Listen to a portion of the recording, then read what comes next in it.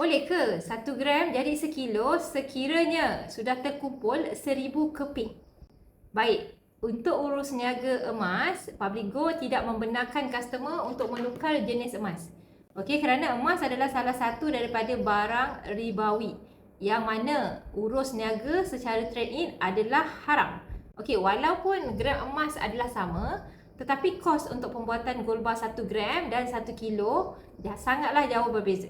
Oleh itu, dalam Islam, kita tidak dibenarkan untuk menukar barangan ribawi apabila terdapat perbezaan nilai.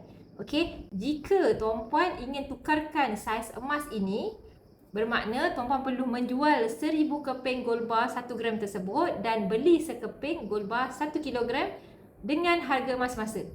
So, jika tuan-puan jual 1000 keping gold bar 1 gram hari ini, tuan-puan akan dapat sekitar RM610,000 dengan harga belian semula adalah RM610 untuk 1 gram. Dan untuk tuan-puan beli 1 keping gold bar 1 kilo, tuan-puan perlu membayar dengan harga jualan pada hari ini sebanyak RM652,000, yang mana tuan-puan akan rugi sekitar RM41,000. So, jadi sebelum tuan-puan buat keputusan untuk beli emas, pastikan tuan-puan jelas dengan matlamat simpanan emas tersebut. Dengan matlamat, tuan-puan akan dapat tentukan saiz emas yang sesuai dan akan membantu tuan-puan untuk memaksimumkan keuntungan dalam simpanan.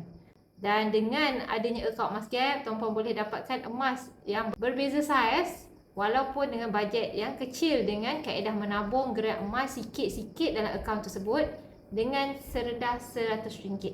Bila dah cukup gram dalam akaun tersebut, boleh arahkan sistem daripada apps Publigo untuk keluarkan emas fizikal dan post secara berinsurans ke rumah kita.